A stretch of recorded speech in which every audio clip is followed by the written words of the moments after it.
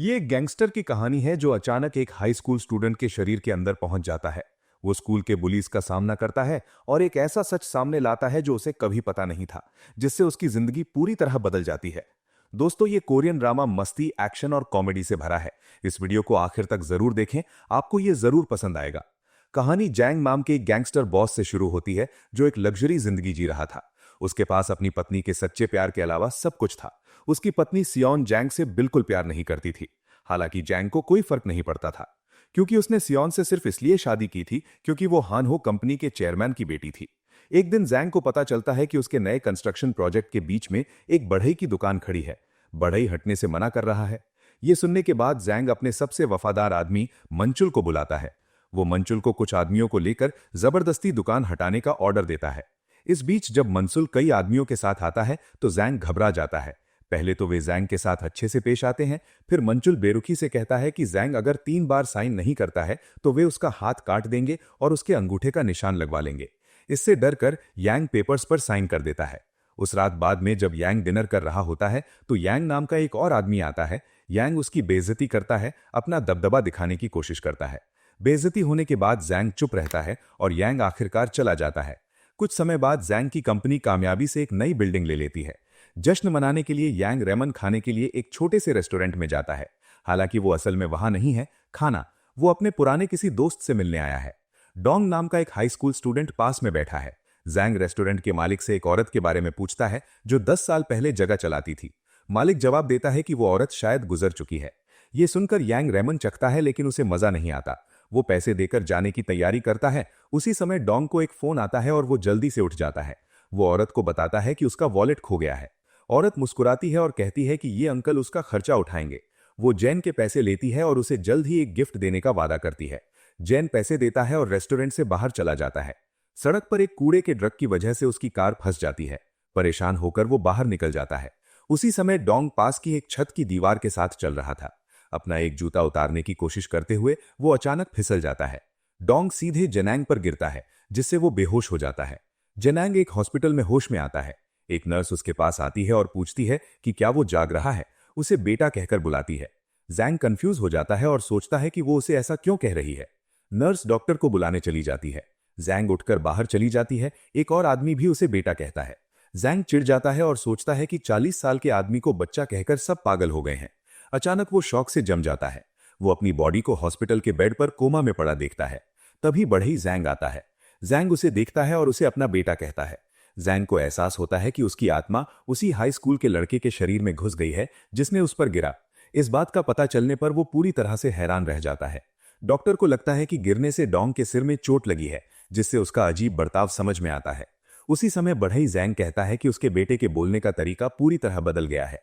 वो डोंग से पूछता है कि क्या वो अपने पिता को पहचानता है। जैंग गुस्से में जवाब देता है। बूढ़े आदमी को दूर रहने के लिए कहता है और जोर देता है कि वो उसका बेटा नहीं है। डॉक्टर बताते हैं कि लड़के के दिमाग पर असर पड़ा होगा और कहते हैं कि ये समय के साथ अपने आप ठीक हो जाएगा। जैंग को अचानक याद आता है कि अब वो उसी लड़के के शरीर के अंदर है जिससे वो रेस्टोरेंट में मिला था। उसे ये भी एहसास होता है कि रेस्टोरेंट में मौजूद महिला ही उनकी आत्माओं को बदलने के लिए जिम्मेदार रही होगी। जैंग तुरंत रेस्टोरेंट वापस भागता है। हालांकि रेस्टोरेंट अब वहां नहीं है। वो पास में मौजूद एक महिला से बहस करती है जो कहती है कि रेस्टोरेंट सालों पहले शिफ्ट हो गया था। जैंग को लगता है कि वो मानसिक रूप से अस्थिर है और उसे जाने देती है। इस बीच यांग ये सुनकर बहुत खुश होता है। जैंग की असली बॉडी कोमा में पड़ी है। उसी समय यांग अपने घर आता है और अपने पति को रोते हुए देखता है। पहले तो उसे लगता है कि उसकी हालत की वजह से उसका दिल टूट गया है। असल में वो इसलिए रो रही है क्योंकि उसका नेकलेस टूट गया है। जब वो जैंग को देखती है तो वो डर जाती है। जैंग उसे बताता है कि वो उसका पति मैं जैंग हूं और वो जैन है। उसे एक भी बात पर यकीन नहीं होता। वो शोर मचाती है और तलवार पकड़ लेती है। गार्ड जल्दी से आते हैं और जैंग को पुलिस के हवाले कर देते हैं। ऑफिसर उससे पूछताछ करते हैं, पूछते हैं कि घर में क्यों घुसा और क्या वो कुछ चुराने की कोशिश कर रहा था। जैंग गुस्सा हो जाता है और कहता है कि घर उसका है, इसलिए चोरी करने के लिए कुछ भी नहीं है। कारपेंटर जैंग बीच में आता है और बताता है कि उसके बेटे के सिर में गंभीर चोट लगी है। वो पुलिस को बताता है कि ये हालत शायद स्ट्रोक की वजह से हुई है। वो उनसे अभी के लिए उसे माफ करने के लिए कहता है। पुलिस मज उसकी बात मान लेती है और उन्हें ले जाती है। बाद में जैंग वापस हॉस्पिटल जाता है और बार बार खुद को उसके बेहोश शरीर पर गिराता है। वो अपनी असली रूप में लौटने की पूरी कोशिश करता है। उसी समय उसका वफादार आदमी मंचुल उसके कमरे में आता है। मंचुल को शुरुआत में लगता है कि वो गलत कमरे में आ गया है और वो जाने लगता है। अचानक उसे एहसास होता है कि ये उसके बॉस का हॉस्पिटल कमरा है। वो वापस अंदर भागता है और गुस्से में पूछता है कि जैंग यहाँ क्या कर रहा है। मंचुल उसे पहचान लेता है कि ये वही मोटा लड़का है जिसकी वजह से उसका बॉस कोमा में चला गया था। तभी डॉक्टर आता है और जैंग जल्दी से चला जाता है। इसके बाद जैंग वापस घर लौटता है। कारपेंटर जैंग अपने बेटे के लिए एक बड़ा खाना बनाता है। खाना देखकर जैंग कहता है कि शायद वो बिल्कुल भी नहीं खा पाएगा। हालांकि कुछ निवाले खाने के बाद कुछ अजीब होता है। जब वो होश में आता है तो हर डिश पूरी तरह से खत्म हो चुकी होती है। जैंग मुस्कुराता है और अपने बेटे को आराम करने के लिए कहता है। वो कहता है कि वे अगले दिन स्कूल जाएंगे और वहां सब कुछ बात करेंगे। जैंग फिर डोंग के कमरे में जाता है। अगली सुबह वे दोनों साथ स्कूल जाते हैं। जैंग क्लास में कॉन्फिडेंस से बैठा रहता है, बिना अपना रवैया बदले बॉस की तरह बर्ताव करना। इस बीच डोंग प्रिंसिपल से बात करता है। पूरे स्कूल में यह खबर फैल चुकी है कि डोंग को उस दिन की कोई बात याद नहीं है। कारपेंटर जोंग प्रिंसिपल को बताता है कि उसका बेटा अकेले बिल्डिंग से नहीं कूद सकता था। वो जोर देता है कि दूसरे स्टूडेंट्स ने ही उसके साथ कुछ किया होगा। प्रिंसिपल आरोप से इनकार करता है। उसके रिएक्शन से जैंग को पता चलता है कि प्रिंसिपल सच छिपा रहा है और फिर वो डोंग की क्लासरूम की ओर बढ़ता है। क्लास में टीचर बताती हैं कि डोंग अपने एक्सीडेंट से पूरी तरह ठीक नहीं हुआ है। वो स्टूडेंट से हर चीज में उसकी मदद करने के लिए कहती हैं। लेकिन जैसे ही डोंग क्लासरूम में आता है तो कुछ लड़के अपनी बीच की उंगली दिखाकर उसका मजाक उड़ाते हैं। बाद में कैफेटेरिया में लड़कियों का एक ग्रुप यूनान नाम की एक स्टूडेंट को धमकाना शुरू कर देता है। उनमें से एक यूनान के खाने में ड्रिंक मिला देती है और उसे खाने का ऑर्डर देती है। यूनान मना नहीं करती और चुपचाप खाना शुरू कर देती है। फिर लड़कियां उसके सारे कपड़े उस पर खाना फेंक देती हैं। ये देखकर जैंग उनसे कहता है कि उसे अकेला छोड़ दें और उसे शांति से अपना लंच करने दें। वो पूछता है कि वे बिना वजह लोगों को क्यों परेशान करते रहते हैं। उसी समय तेवॉक नाम का एक लड़का आगे आता है और उसकी बेइज्जती करता है। तेवॉक जैंग को मारने ही वाला होता है, लेकिन एक टीचर आकर लड़ाई रोक देती है। लंच के बाद वही लड़के फिर से जैंग को घेर लेते हैं। तेवॉक कहता है कि भले ही डोंग को कुछ याद ना हो, फिर भी उसे हर दिन उनके लिए बर्गर लाना होगा। वो उसे मना करने पर पीटने की धमकी देता है। पीछे हटने के बजाय जैंग तेवॉक को थप्पड़ मारता है। जैंग उसे फिर से मारता है और तीसरे वार से तेवॉक घबरा जाता है।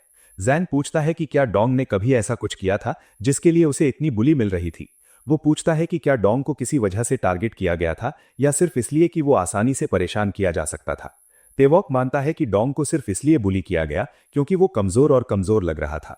ये सुनकर तेवॉक उसे फिर से थप्पड़ मारता है। फिर वो तेवॉक के दोस्तों को भी पीटता है और चला जाता है। इसी समय जैंग को किम जे नाम का एक और स्टूडेंट दिखाई देता है। डर के मारे किम जे खाना ला रहा था बुलीज को।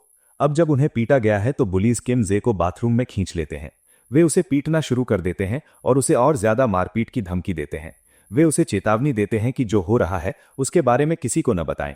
वे ब्लैकमेल करने के लिए उसका वीडियो रिकॉर्ड करके उसे बेइज्जत करने का प्लान बनाते हैं। अचानक जैंग पीछे से आता है और उन सभी को जमीन पर गिरा देता है। जैंग तेवॉक का फोन लेता है और उसे कई फोटो दिखाता है जिनमें डोंग को बुली करते हुए दिखाया गया है। जैंग तेवॉक को फिर से थप्पड़ मारता है और उससे कहता है कि वो फोन बाद में लौटा देगा।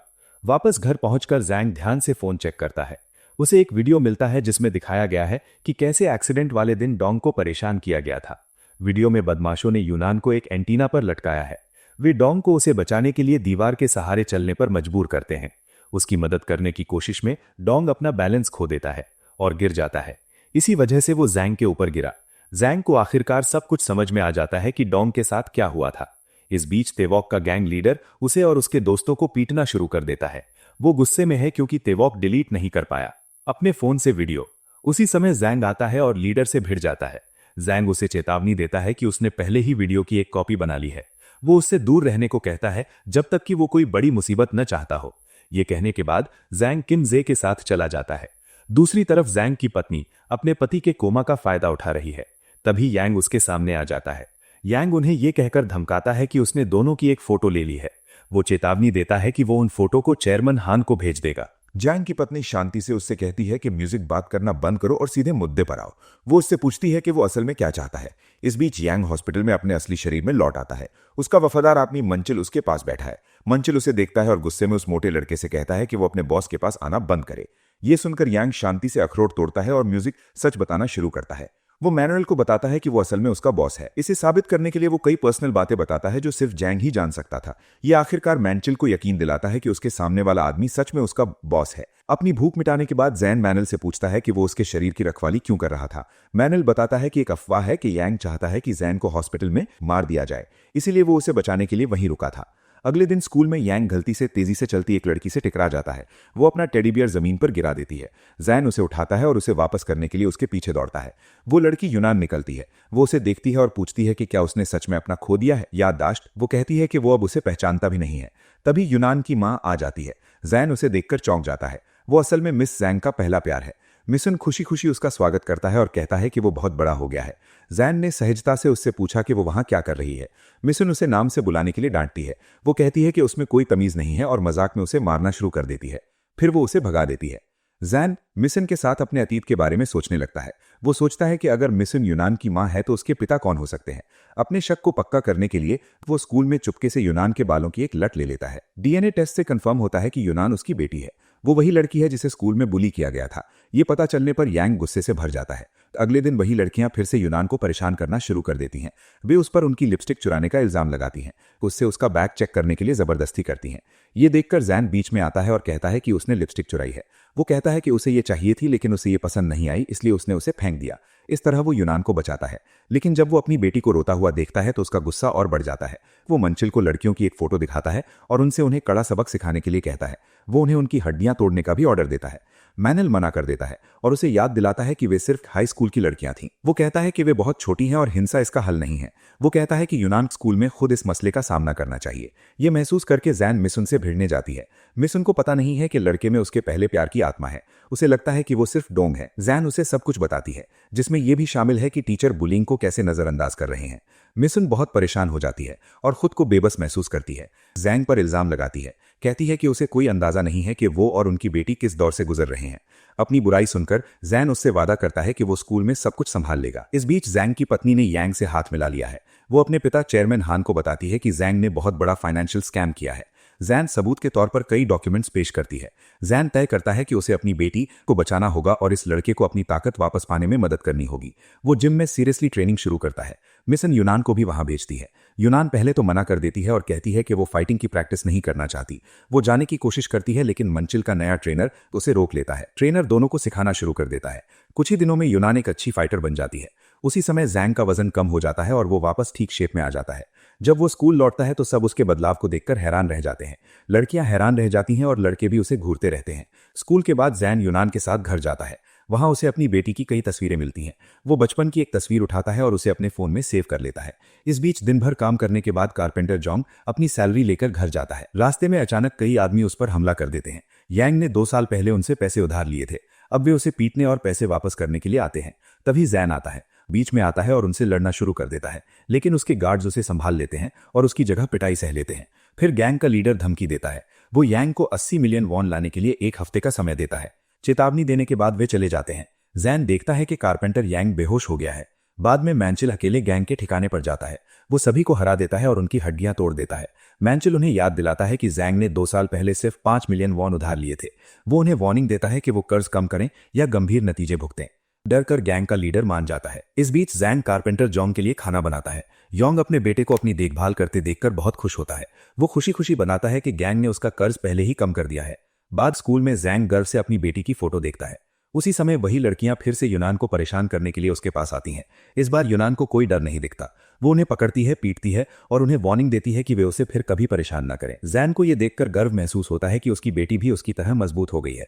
बाद में वो मिशन के रेस्टोरेंट जाता है और उसे सब कुछ बताता है। मिशन सच सुनकर खुश होती है और उसे रामेन सर्व करती है। वो कहती है कि उसे खाते हुए उसे अपने अतीत के किसी व्यक्ति की याद आती है। वो आगे कहती है कि आजकल वो उसे यूनान के पिता की याद दिलाता है। तभी कुछ कस्टमर्स मिस को छेड़ना शुरू कर देते हैं। इससे यांग को तुरंत गुस्सा आ जाता है। वो उस आदमी का सामना करता है और बहस लड़ाई में बदल जाती है। जैन मिशन को किचन में भेजता है और अकेले उन आदमियों का सामना करता है।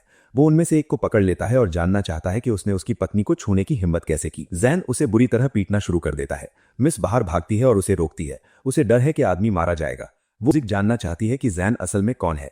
वो पूछती है कि वो उसे अपनी औरत क्यों कहता रहता है। वो बताता है कि उसकी आत्मा इस लड़के के शरीर में फंसी हुई है। मिशन को इस कहानी पर यकीन करना नामुमकिन लगता है। उसे यकीन दिलाने के लिए जैन उसके शरीर के बारे में एक प्राइवेट डिटेल बताता है। वो उसे बताता है कि सिर्फ उसके असली पति ही ऐसा राज जान सकता है। मिशन वो घबरा जाती है। वो पूछती है कि वे पहली बार कहाँ मिले थे और उनका ब्रेकअप कहाँ हुआ था। जैंग हर सवाल का सही जवाब देता है। वो पूछता है कि उसने पिछली बार मिलने पर उसे प्रेगनेंसी के बारे में क्यों नहीं बताया। वो कहता है कि अगर उसे पता होता तो वो उसे कभी नहीं छोड़ता। मिसन को आखिरकार यकीन हो जाता है कि ये सच में जैंग है। वो पूछती है कि वो अब वापस क्यों आया है। वो उसे बताती है कि यूनान उसकी नज़र में उसकी बेटी नहीं है, क्योंकि उसने उसे अकेले पाला है। वो कहती है कि उसने उसे इसलिए छोड़ा क्योंकि वो एक गैंगस्टर था। मिसन जैंग को जाने के लिए कहती है। जैंग के पास जाने के अलावा कोई चारा नहीं है। उसके जाने के बाद मिसन को उसके साथ अपनी आखिरी मुलाकात याद आती है। उसने उसे एक वाले दिन सच बताने का प्लान बनाया था, लेकिन जैंग ने उसे पहले ही छोड़ दिया क्योंकि वो पैसों के लिए चेयरमैन की बेटी से शादी कर रहा था। इस धोखे को याद करके मिसन को गुस्सा आता है। अगले दिन स्कूल में यांग यूनान के पास बैठती है। एक अमीर लड़का उसके पास आता है और उसे अपनी बर्थडे म्यूजिक पार्टी में बुलाता है। यान हैरान रह जाती है और मन ही मन खुश भी होती है क्योंकि वो उसे पसंद करती है। जैसे ही जैंग को यह पता चलता है, वो चुपचाप उठकर चला जाता है। जब मिसन अभी भी अपने ख्यालों में खोई हुई थी, जैंग ने उसे मिलने के लिए मैसेज भेजा। अगले दिन यूनान पार्टी के लिए अमीर लड़के के विला में पहुंचती है। उसी समय स्कूल की कुछ परेशान करने वाली लड़कियां यूनान के बारे में गॉसिप करती हैं। वे उसका मजाक उड़ाती हैं और कहती हैं कि उसे यह भी नहीं पता कि उसे क्यों बुलाया गया था। जैंग की स्कूल की दोस्त उनकी बातचीत सुन लेती है। इस बीच मिसन जैंग से मिलने आता है। जैंग अपने पिछले किए गए सभी कामों के लिए माफी मांगता है। वो कहता है कि उसे शर्म आती है और वो फिर से उसके साथ रहना चाहता है। मिसन मना कर देती है और कहती है कि यह नामुमकिन है। वो उसे याद दिलाती है कि वो पहले से शादीशुदा है। आसपास के लोग ये सुनकर चौंक जाते हैं। वे काफी ऐसे जवान लड़के को ऐसी सिचुएशन में फंसा देखकर फुसफुसाते हैं। मिसन जाने के लिए मुड़ती है। जैंग अचानक उसे रोकता है और किस करता है। मिसन उसे जोर से थप्पड़ मारता है। भीड़ हैरान है। ये समझने की कोशिश कर रही है कि क्या हो रहा है। मिसन जैंग को पकड़कर पुलिस स्टेशन ले जाती है। जैंग अपने बर्ताव के लिए माफी मांगता है। उसी समय उसे अपने स्कूल के दोस्त का फोन आता है। उसे बताया जाता है कि यूनान खतरे में हो सकता है। एहसास सीरियस होकर यांग तुरंत बाहर भागता है। वो यूनान के क्लासमेट से पार्टी की जगह पूछता है और वहां गाड़ी चलाकर जाता है।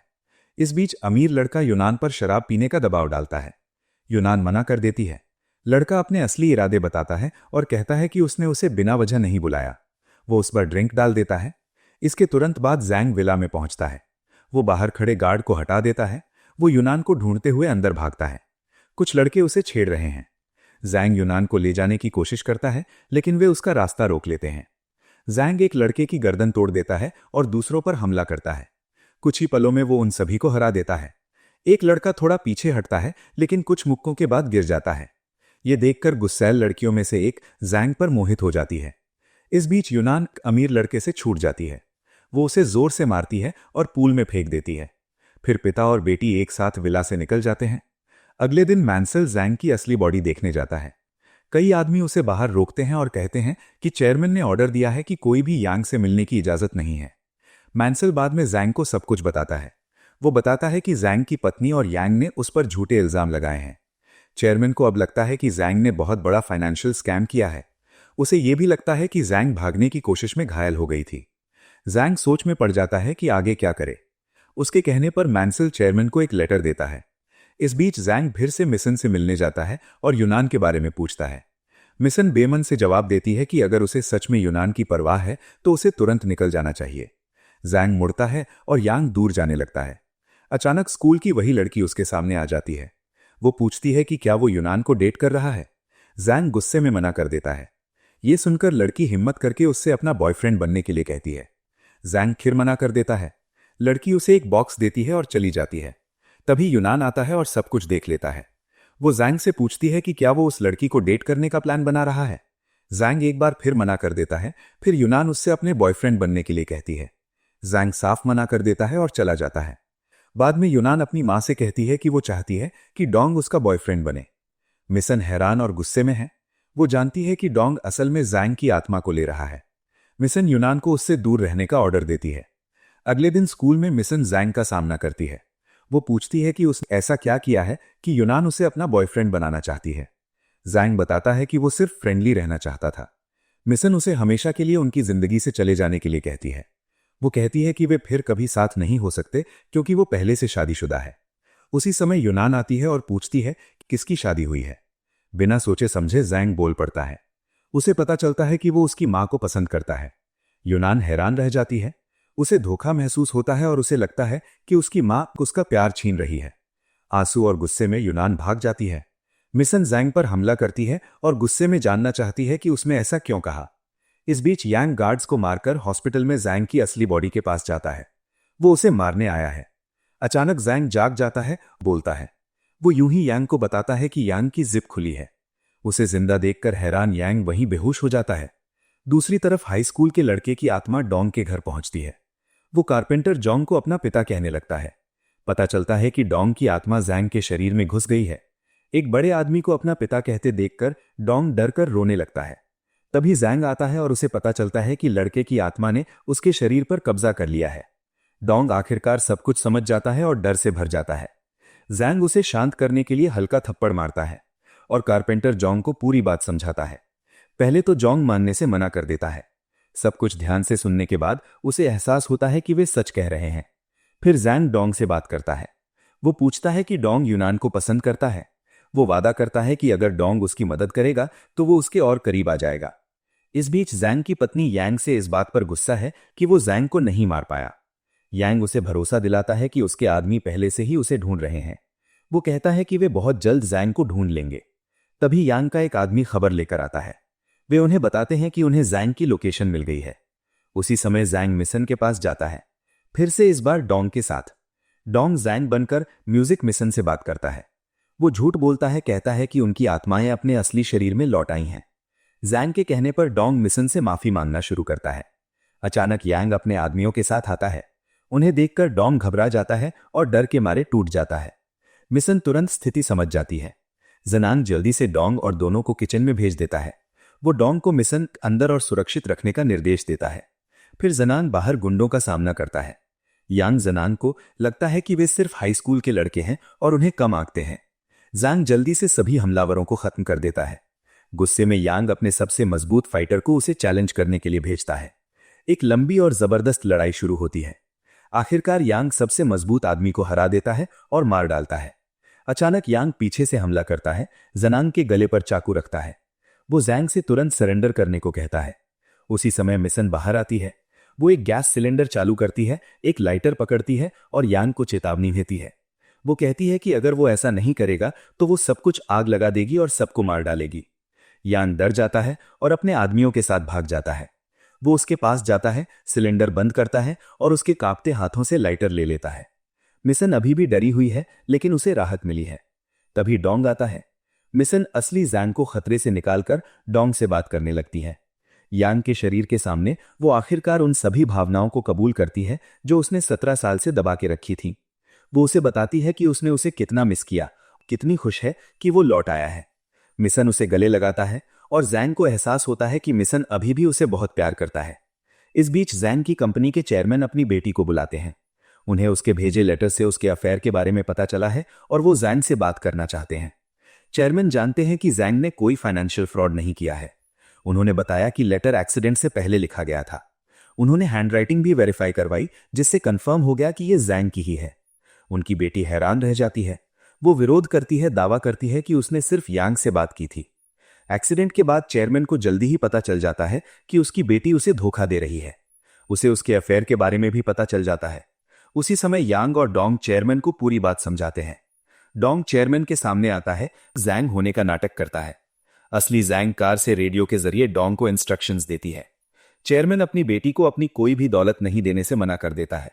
गुस्से में वो बताती है कि जनांग की भी एक बेटी है और कहा जाता है कि उसका किसी और के साथ अफेयर चल रहा है। औरत ये सुनकर जनांग से भिड़ती है, लेकिन एक गड़बड़ की वजह से वो इंस्ट्रक्शंस नहीं सुन पाता। डोंग शांति से सच बताता है। वो मानता है कि जैंग की एक बेटी है, लेकिन उसे ये बात एक्सीडेंट के बाद पता चली। वो ये भी कहता है कि अगर चेयरमैन उसे कंपनी से निकाले जाने के लिए पैसे देने से मना कर दे तो उसे कोई फर्क नहीं पड़ता, क्योंकि वो अपने परिवार के साथ रह रहा है। चेयरमैन गुस्सा नहीं होता।